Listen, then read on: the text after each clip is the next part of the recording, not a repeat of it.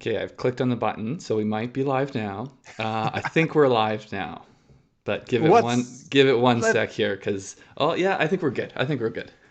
what's going on, everyone? It's Adam and Craig with Grandstand Golf. In this show, we're doing our round four DFS Showdown targets for the 2021 Farmers Insurance Open. I knocked out my headset already from my microphone. I got that in already. Craig, it's been a wild few hours. On golf Twitter, at the Farmers Insurance Open. Give me your quick take on Patrick Reed. Give it to me.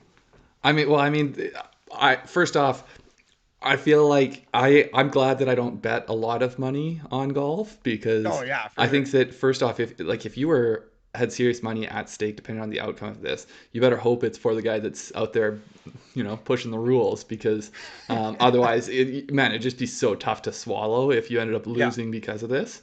Um, but yeah, I mean, as far as Okay, so the actual he hit a physics, bunker. He yeah. hit the bunker shot.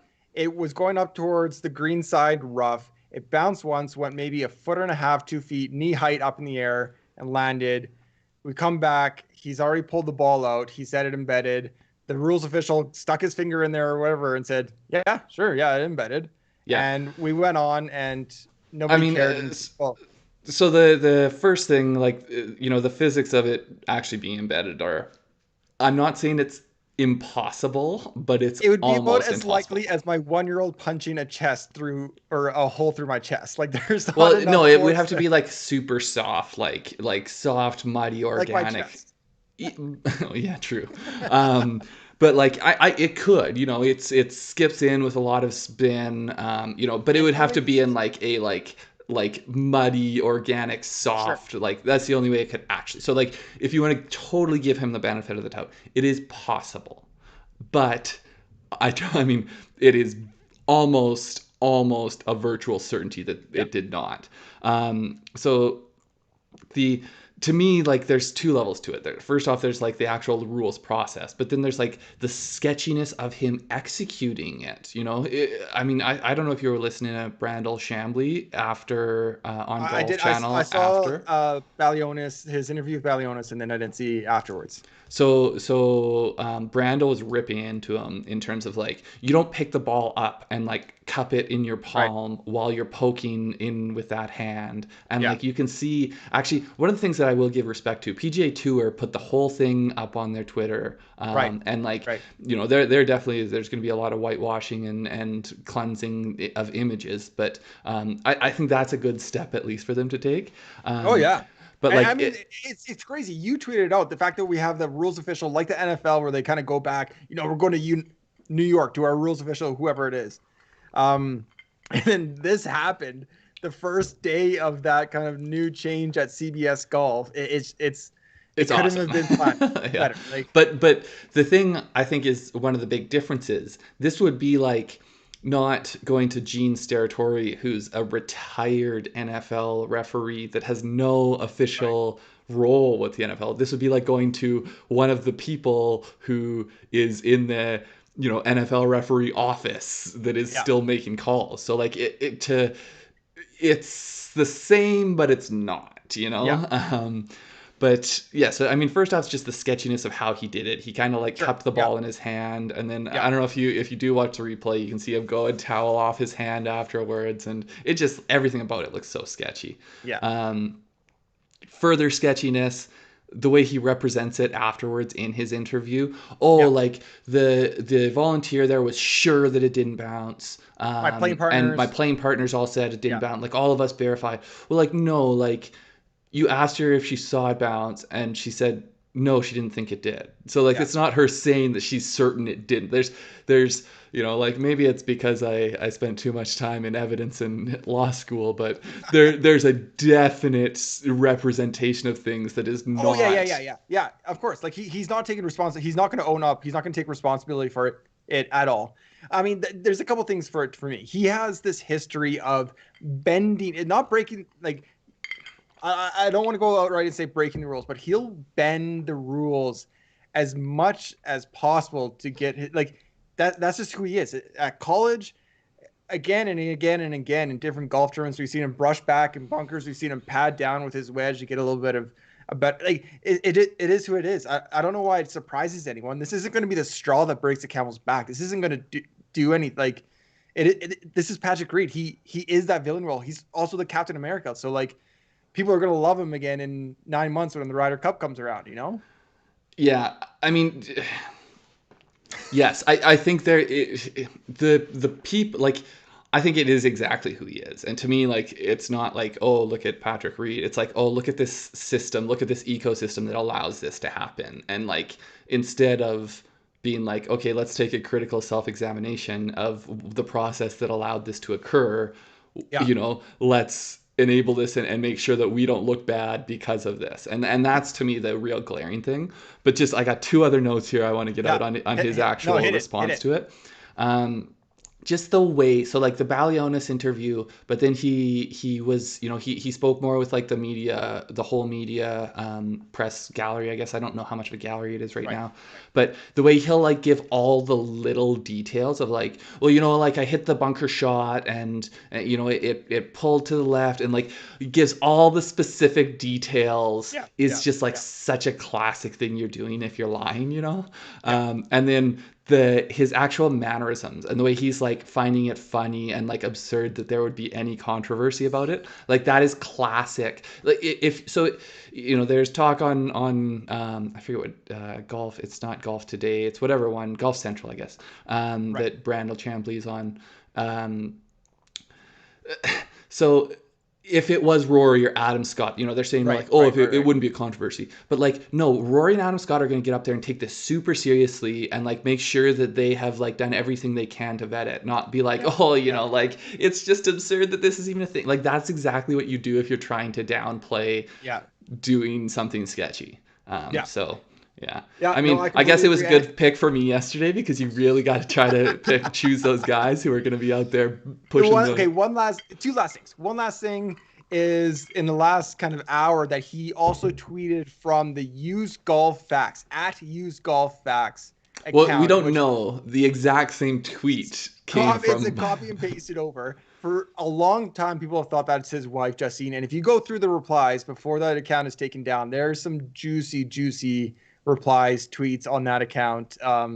It's worth a read. It's worth a kind of a dive down that hole of the internet. So yeah, and just real quick on that, I was getting my slides ready and getting my picks ready here. But I went upstairs and told my wife, I was like, the internet's going crazy. Like this guy was cheating and it looks like he's got him or his wife has an account. And she's like, babe, I would do that for you. I would have a Twitter account for you. And I was like, yes, you got my back. Hey man, she does have his back. Second thing, we're for sure going to talk about this on our podcast. I know we have a bunch of new subscribers here. So download our podcast, subscribe to our podcast. Grandstand Golf, links are below for Spotify, for Apple. We go much more deeper into the tournaments. Yeah, and I think maybe for now we've already gone longer than we wanted to on this, so let's move on and get to round 4. Well, I guess let's continue to recap the rest of what actually is going on in the golf tournament. Carlos Ortiz, another thing you tweeted out. We didn't see him until I think his last putt on 18, 6 under today. Incredible round. He finds himself tied at 10 under with Patrick Reed. Yeah, it looked like when he posted it looked like it was not going to be a leading score. It looked like Adam Scott might go lower. Patrick Reed was either 12 or 13 at that point. Goes into Sunday tied for the lead. I think I just saw something saying it was his first time with a 54-hole lead, but I don't know. Like obviously at Houston, he wasn't leading going into that final round. I don't remember off the top of my head actually. But yeah, so I mean, it loaded leaderboard. I think that you have to be, if you are a golf fan, it's going to be a good day.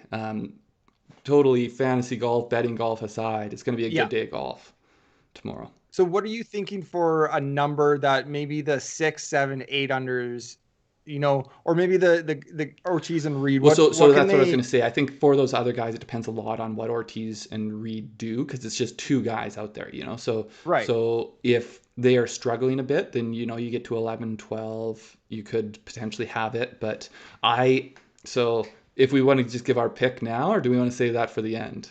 No. I want to hear it. Let's do it. I'm going. I've been on the Finau's my one and done. I'm going Patrick Reed wins this thing at 13 under by a single stroke, So, and it becomes a huge controversy. oh, I like it. So I think I have in my head that if Ortiz or Reed get to 14, the eights and sevens can't catch them. I think that's 6 under. Like that's a hard So sorry, number to if get they to get to 13. if they get to 14 under. Oh yeah, I agree. So, Um, so my pick is Patrick Reed at 14. I think I said Patrick Reed at a crazy number, 18 or 19. yeah, And but it it's like, also that's looked, I mean, the way he was through the front nine, it looked like he could be at yeah. 13, 14 today, which it wouldn't have been that unreasonable for him to be at something lower tomorrow. But yeah. Well, sticking with Patrick Reed, but I think that, I mean, Oh, I sorry, did are see we done another with the stat on leaderboard? Twitter where this, since 2010, this tournament has produced the highest position, 54 hole position of any PGA Tour event, averaging about 7th place coming in. So I think those eights and sevens are absolutely right Well, there. it's so easy for people to stumble, which I think is what Yeah. makes it interesting. So you only have the two guys who are 2 strokes ahead. So yeah, to me, it's wide open still. Yeah. Okay, so yeah, round three scoring average, 1.5 strokes. So, it was much worse, obviously, on Friday because of the weather. Yeah. And I actually can't remember offhand what it was on Thursday. I think it was something similar to that on Thursday on the South Course. I would have to double But I check, think the but yeah. real key there is that ours could have been so much lower too. It was looking really good at I one point. halfway through the day, I thought we were gonna be at the top of the GBP there for a Just with our second, but picks. Kokrak fell off, Finau fell Yeah. off, but still under And par. Reed, because Under par, Reed we'll Reed take had it. gotten to 4 at one. Did he get to 5? I don't know, but he was definitely at 4. Um, Yeah, but yeah, so 2 strokes over the field. Let's hope we can do the same thing tomorrow. a little bit better, a little bit better. Let's Well, yeah, get a yeah, little bit for better, sure. but Weather looks to be a total non-issue. I think you can basically yeah, ignore it as far as picking tee times. yeah, completely agree. Okay, jump into it. Let's jump into it. Yeah. X-Men, my first pick, Xander Schauffele, 9,700 on DraftKings. I feel like with that 65 number, he finally got the monkey off his back for Torrey Pines South to be specific. So he's gone 70, 72, 65. He's 6 under right now, 11 birdies, 5 bogeys.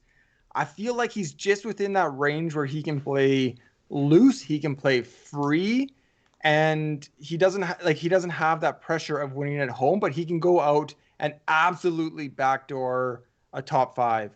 I might have something wrong, Craig. Double check Yeah, it, I but think with his it's 2 rounds, that 65 number. I don't think is right. Um, it's got to be a 68. okay, Yeah, it's 68 today. yeah, But 4 yeah, under, yeah, 4 yeah, under yeah, today. yeah, Yeah. yeah. A really good round today. A really good round today. His ranks for the 2 rounds on the South Course. So this is the 2 rounds with the stroke gain data. He's 8th in stroke gain total, 4.17. Good on approach, good putting, a little bit negative around the green, but I'm not putting too much weight into that. I think he's around all these leaders. He's around Reed. He's around these other guys. I really just like X's kind of, we talk about those guys, the best, the most talented players is back into top 5s all the time on Sunday, because the more rounds they play, the better they're going to kind of show up in the field. Consistently outscoring the other people. Yeah. So Yeah, I like it a lot. yeah, I do. The thing I hope the most, I think he's going to sneak up into. I want to say he's tied for 12th right now. I don't know that for sure, but I that's right. hope that this gets the monkey off his back for the U.S. Open, because we know how good his 100%. U.S. Open 100%. record is, and Yeah. there's no reason he should have any struggles with Torrey Pines, because his game is perfectly suited to it.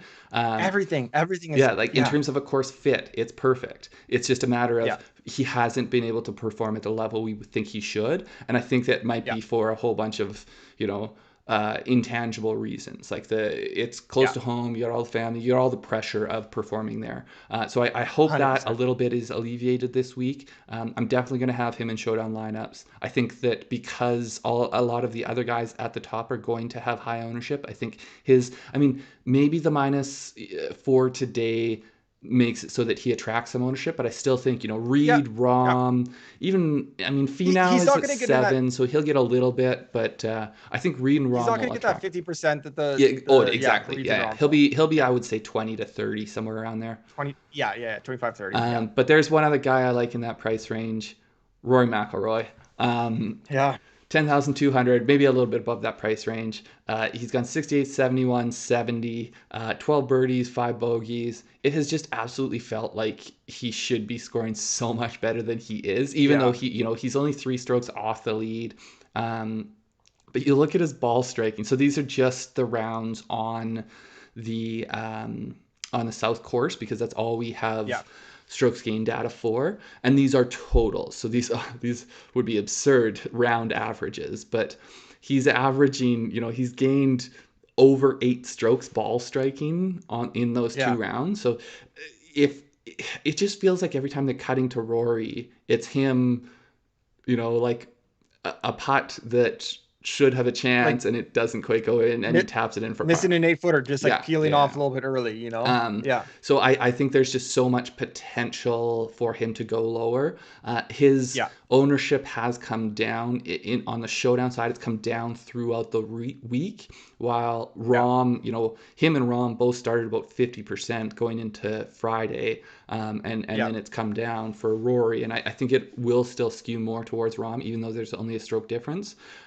But then the other thing, I mean, in terms of a course fit, we talked about it with Xander, but Rory's just he sets up so perfectly for this course. Yeah. He's got 8 measured rounds here in the last 3 years, including this year. 7 of those are positive strokes gain. I actually had it here, but then I flipped it over to get my Patrick Reed notes down. But the one that was -2 was like -0.1 or something like that. So, Yeah. Yeah. for the most part, he's killing it. His average in those 8 rounds, he's gaining almost 3 strokes per round. So Yeah. it's just an example, I think, of a guy who is a championship caliber golfer on a course that is set up to play hard, and on those courses that play the hardest, usually they really do separate the best golfers from everyone else. I love Rory tomorrow. I'm probably gonna go Rory Xander, Rory Finau, Rory Rom, like kind of pair him a few different ways to see kind of what I might be able to build lineups from there.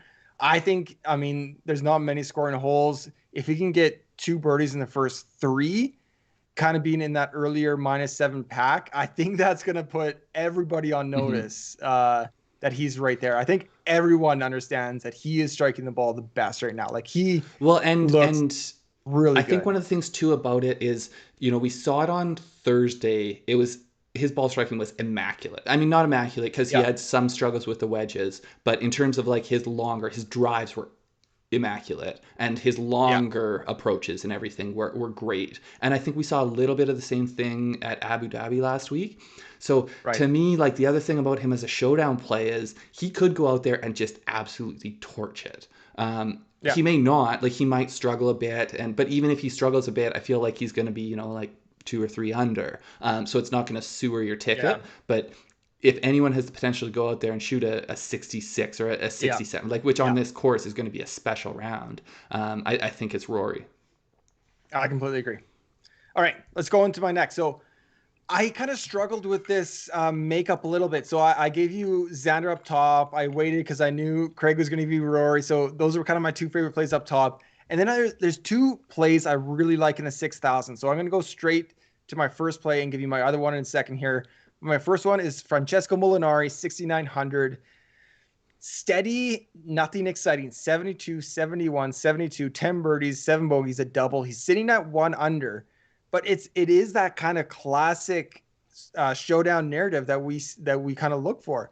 His 2 rounds on the South, he's 6th in strokes gained tee to green, averaging 2.86 per round, and he's 71st in strokes gained putting, -1.49. It's going to be tough conditions, and those 72s, both on the South course, he got 4 birdies one, 3 birdies the other. So he's still getting those DraftKings points. There's too many bogeys, which is not really Molinari's game. He doesn't. When he was his best golfer, he really limited those bogeys. So we're getting a championship golfer at 6,900.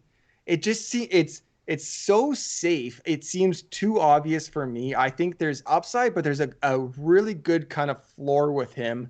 I think it's going to be tough conditions, and he's a battle tested pro. Yeah. Like he's a veteran that if he hits fairways, that's kind of been his downfall recently. If he can stay out of the rough, I think he can easily post 4 under Yeah. and be kind of that 69 person you need in your showdown lineup. Well, and the stats you have there, I mean, I think that paints a pretty good picture. He's making the birdies.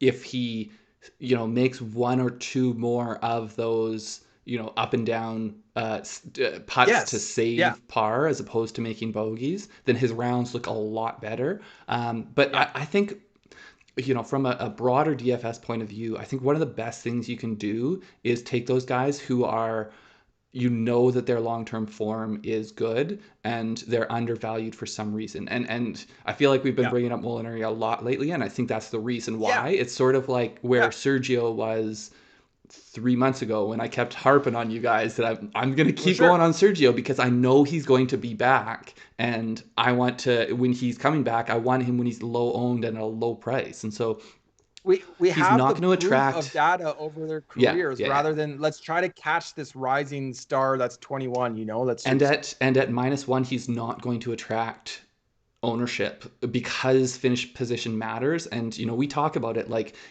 finish position can be a single birdie can make up for a lot of finish position. So 100%. I think it's a great combination of talent at a low ownership value. Yeah. I still think he'll be 10-ish, 10, 15. Yeah. Just name and price, but okay. I think let's move on. We like him as a pick. Yeah. Let's move on. Marc Leishman, 8,300. Another guy I think similar in some ways. I think that there's more long-term value than last 6 months value maybe. So he's gone 71, 70, 72, -3 on the tournament. 12 birdies, 6 bogeys, and a triple. So, you take one hole out of there, all of a sudden he's looking like he's in a pretty good tournament. Unfortunately, they don't let you do that. It's not like you just get to scratch one off the card. But he's got a great record here. Obviously, we know he won it last year. He's got 14 measured rounds in the last 4 years. 4 or 5 years, maybe 4 years. Sure. But so 11 of those rounds are positive strokes gained rounds. His average for all 14 of the measured rounds. So measured rounds, obviously, it's just the Torrey South ones. It's over 2 strokes gained total. So, you don't necessarily think of Marc Leishman as a guy that is a 2-stroke gain kind of guy. And I think that just speaks to the fact that he is someone who is going to do better at a harder golf course. You look at his stats from this week. Yes. So again, these are cumulative. These are not per round. Yes, he is gaining a lot with the putter. I don't mind that. Oftentimes that's something that I have a bit of concern about because their ball striking is not in a good place. He is gaining with his ball striking. I just think he's rock solid. The long-term ability to play this course gives me, almost a bit of a backstop. I don't feel there's times actually I feel like players that I'm picking, they could blow up just as easily as they'll go low. I think maybe he doesn't have the upside of some of the other guys, although he did come out and shoot crazy rounds to win this thing last year. So if he does put it together, he might have that upside. But I think his downside is not huge. And I really just think that he's not going to be fazed by a Sunday at Torrey Pines, whereas a lot there's going to be so much ownership on guys in that in similar price ranges. So we got Cam Davis. He's at 20. He's 20th, 4 under. He'll get a lot of ownership, I think, just because he has that showdown potential. Lanto Griffin is right above him. Gary Woodland won't. Doug Gims below him. Alex Noren. So like Lanto Griffin will have crazy ownership. He'll be like above 30. 100%. So if he goes out there and shoots +2 and you get Leishman at -2, all of a sudden you're looking great. So before when I was doing the research for this video, Leishman wasn't really on my radar. I was looking at guys. Zalatoris is above him at 87. I still like Zalatoris. I was going to say, I always love a Zalatoris play. Going down below, maybe a Malnati. I haven't really done the research, but you make a compelling argument with Leishman. I will look at it. I don't know if I'll get there, but I do like especially for round 4, people look at the position they're in. I like those ownership pivots. Before we move on to my next, just real quick, because I may have misrepresented that somewhat, because I do think he has upside. So, of those 14 measured rounds,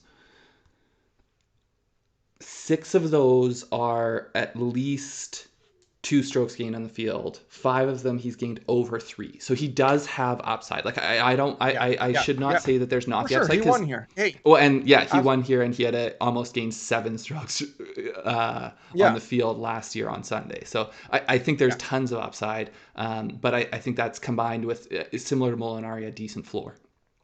The thing that scares me, and we'll move on real quick, his strokes gained putting.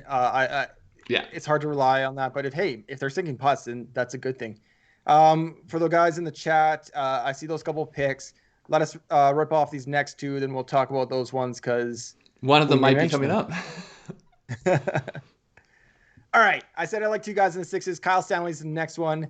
He is 6,400, one of my sleepers, 72, 70, 70. He's 400, 8 birdies, 6 bogeys. Again, I feel like I messed something up there, Craig. I don't know what happened. I got caught up in the Twitter moment. I'll might look be at the it. bogeys. Yeah, but his ranks, I know these stats are right because I plugged these in. His ranks for 2 rounds on the South Course, he's 9th strokes gained to the green, plus 2.72. 59th in strokes gained putting, minus 0.35. Exact same story as Molinari. I think, there's just more scoring opportunities. For Kyle Stanley, what I really, really like going into Sunday is I think it's going to play tough. I want guys that can go fairways and greens and limit just mistakes. Real quick. You are right. He just has an eagle as well. So those are right. It's just there's an eagle as well. Yeah. There we go. Okay, there we go. So on the PGA Tour season for him, he's 42nd in driving accuracy. He's 62nd in greens and regulation. Fairways and greens for someone at 6,400 who has good history here. I really like Kyle Stanley. Again, like Molinari, it doesn't seem like that kind of crazy upside type play. But if these guys can go out and get a steady 3 under where they have 4 birdies and a bogey, I love that. I'm totally fine with that. And I'll take my chances with a Xander, with the Rory up top. Yeah, I really like that price. I actually hadn't looked at him just because, I had my 3 and I wasn't continuing to look that far down. But I'll probably plug him in. I think if people do go that low, I mean, he does kind of stick out a little bit. So he might, I think he will have ownership over 10. That does kind of scare me a little bit, maybe around 10, but I think that's also where you could potentially go that low. So say everyone else is plugging in Reed and Rahm, and you plug in Rory and Xander, and then you have him as the way you're saving money. Like, there's going to be so many people. Leishman instead of Lanto in the middle. Yeah. So my last one here, Myron was asking about him. I'm going Henrik Norlander, 7,200. He's gone better every day, 73, 69, 68, minus 6. It's pretty simple, 12 birdies, 6 bogeys. You look at his stats on the week, and again, this is just the South Course, but he's hitting the ball very well. He's around the green. He's gained about 2 strokes there so far this tournament, which is actually... that's an anomaly. His around the green has not been great over the last couple of years, so that is one where maybe we're seeing a little bit of variance in his favor. But the putter is the opposite, so he's not someone that's going to lose a stroke around putting. So I think that my thesis, my hypothesis on why you want to take him is his ball striking. I think he was tied for 12th last week at the American Express. But his ball striking has been awesome over the past 2 weeks. He's gained this is a per round basis now. He's gained over 2 strokes per round with just his off the tee and approach. So to me, that's just, his golf swing is in a good place right now. For sure. And if he can if he can convert that into scoring in any way, he's going to have a decent day. So I think maybe his -4 today will attract some ownership. And at that price, he is one of the guys that is a little bit, his score is a little bit better at that price. But I don't mind the play. I'm not going to go all in on him. So I guess that's like, he's a much more volatile one to me. Yeah, for sure. And it was funny because someone brought him up in the chat yesterday, and I forget who, but they said, what about Norlander? I said, I like him. He's one of my sleepers, but there's other guys at the 73 price range that I like more. And I still had Norlander start on the PGA Tour app because I have our pick start, and I'm like, Well, nope. Looks like Norlander was the play at 7,300 today. So, yeah, ball striking is there. That's how you have to navigate Tory. So I completely agree. Scary, It yes. I would be and that's scared what I mean. for Like, sure. don't, if you are like us where you're plugging in multiple lineups, I'm not going to have him in 50% of my lineups. I'm not going to have him Yeah, probably in maybe I'll have him in 20 to 30%. We'll see. right. But yeah, so it's a play I like with upside, I guess is what I would say there. Yeah, so let's start going through the chat here, Craig. I think the first one was Hovland. So Well, first up one, top, what? first off, Myron, I totally agree. The guy is too talented, and like to me, it's just a no-brainer. You would make more money if you did not do these kind of things, and you could actually have sponsorship. Like if you had that kind of talent and you carried yourself with integrity, you would be so much further ahead in the long run. But it just makes no sense to me. From what I think that he surrounds himself with people. Maybe it's just his wife that affirm what he's doing. So he lives in his bubble where it's, I don't know. I played Settlers of Catan with people who say if you're not cheating, you're not trying, and they're grabbing more wheat under the board, and it's driving me crazy. Like you don't have to do But that. it's also and this is maybe where like it's things that are drilled into me in law school, but like there's say in a conflict of interest situation, there's like actual things that might be conflicts of interest, but then there's just things that are like there's the perception that there could be conflict of interest. So like his history makes it so that the perception on him is that he's potentially trying to push the boundaries. So he needs to even hold himself to a higher degree to give no one the air of suspicion that he might be pushing the rules, but he doesn't. Yeah. But yes, Let's move move on. on from Reed. Hovland. We'll talk about him in the pod for sure. Uh, So subscribe to our podcast. so Hovland, I think he's a great showdown play. I think his ownership's going to be high. What did he end up at? Do I have prices here?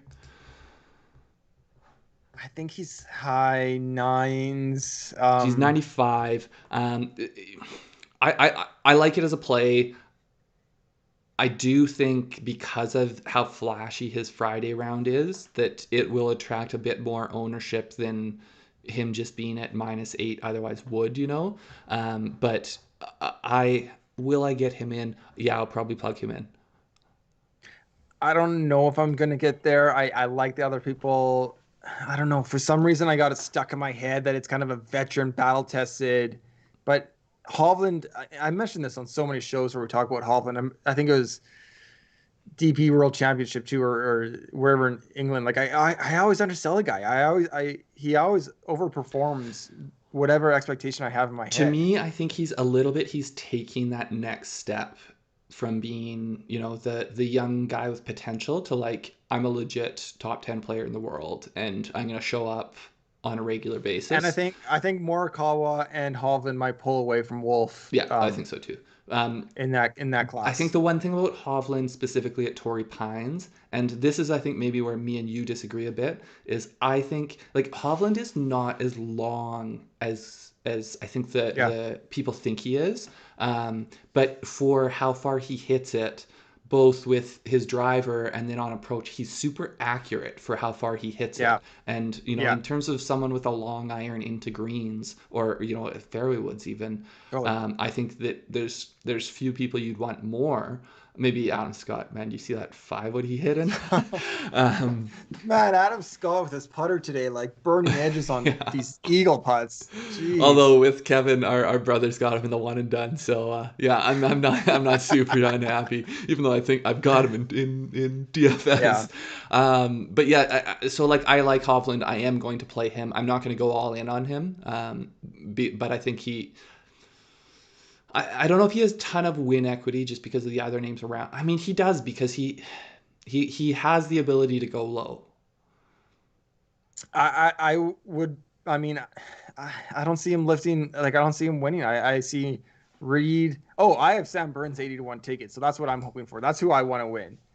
I forgot. I was gonna put him as a pick, but it's too close to home. I already got him, but I would love to see Sam Burns win. Rom, Scott, McIlroy, Xander, even I could see, and then Reed obviously before Hovland. And yeah, Sam Ryder. So both Sam Ryder and what's his name, Robbie Shelton. When I saw them flash earlier this week, I was like, "There's no way they keep it up." But I've been very impressed by both of them in still being around at this point. Did Robbie Shelton fall off at the end? I don't see him actually on this leaderboard anymore. 6 under at 12. Oh yeah, okay. But yeah, Sam Ryder, he is going to be chalky, and so those are the type of guys that I think I'm going to stay away from, just because I think 100%. the potential for him to continue to be of value is going to be outweighed by his ownership. And so I'm going to look for people who might not be as high on the leaderboard, but maybe they beat him by 2 or 3 tomorrow. Especially like 77, 7,500 and below. If you're within the top 20, I feel like the ownership really congregates there. So I look for guys that, maybe they're only at 3 under, but they can easily, like you said, it takes 2 birdies and a bogey, and boom, like you're right there. You automatically swap that position. I mean, I prefer if my guys don't make bogeys, but it's not a course where you get a whole lot of bogey-free rounds going. Yeah. Nick, that's a great play on RTs. I didn't see that coming at all. Craig, did you have any No, RTs? it pisses me off too, because I had been so high and so heavy on Ortiz through the fall, and it just, yeah, I'm a little bit. I love to see I'm a little bit choked that I've missed out on this week, because he is typically someone that I feel like is underrated, and his ball striking makes him a better play than typically he's priced at. Yeah. But yeah. Well, yeah, let's, should we get out of here, and then we'll... Yeah, that's a long one, but there's a lot to discuss today. It's going to be a great final round. Subscribe. I know you guys already do, but subscribe to our channel. It really does mean a lot. Comment below. Let us know winner, final winning number. Anyone we haven't brought up that you want to plant your flag on for tomorrow, do it now, so we can see it, and we can give you a little cheers tomorrow. And hit that thumbs up. We really appreciate it. Thanks, guys. Good luck. Yeah, take care, guys. See ya.